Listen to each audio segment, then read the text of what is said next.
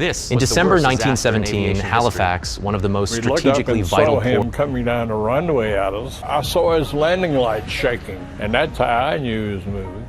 I could not believe that man was taking off. A crash. It was a tremendous explosion. There was fire. There was gasoline spewing out. There was smoke. The fumes were awful.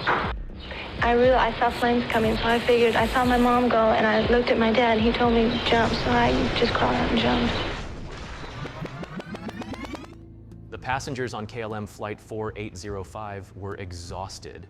They had been diverted to Tenerife after a terrorist bombing at Gran Canaria Airport closed it for much of the afternoon. At last, they were taking their seats aboard the 747 after waiting for hours inside the airport's terminal. Then, the captain's voice echoed through the overhead speakers. Ladies and gentlemen, we have been cleared to taxi. Flight attendants, please prepare for departure. Passengers exchanged weary glances, some relieved to finally be on the move, others simply too drained to react. Overhead bins clicked shut, seatbelts were fastened, and the cabin crew methodically ran through final safety checks. On a different aircraft not too far away, the pilot made a similar announcement. The Pan Am passengers, even more eager to depart after remaining on their aircraft all day, felt the 747 begin to roll forward. Few noticed the low-lying fog outside, blanketing the runway in a thick haze. Meanwhile, on another part of the island, Robina van Lanschot walked into her home, excited to be back after taking another tour group overseas. She had departed the KLM plane at Tenerife along with the other passengers, but chose not to continue on to Spain since she already lived on the island. Back at the airport, both planes began to creep across the tarmac, KLM in the lead, carefully turning around at the far end of the runway.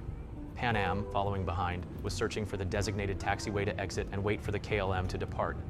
Visibility was poor, and the control tower's view of the runway was nearly eliminated by the fog. Suddenly, after a miscommunication with the control tower, the KLM aircraft surged forward, engines roaring. In the Pan Am cockpit, the landing lights of the KLM jet began to cut through the dense fog. The pilots frantically tried to maneuver their 747 off the runway to avoid the rapidly approaching KLM plane. At the same time, the KLM pilots saw the other aircraft and pulled up on the throttle, but to no avail. Passengers felt a jolt of panic without fully grasping why. Then the KLM's 4 engines, wings, and landing gear tore through the Pan Am 747 in a violent explosion. So when all the fire, I don't know why my hair didn't catch on fire, I jumped, I sat on the part of the wing, almost falling backwards. But anyway, I caught myself, and so I had to jump, landing on my feet, which I did. I'm afraid I landed on somebody's back. I hope and pray that they were saved.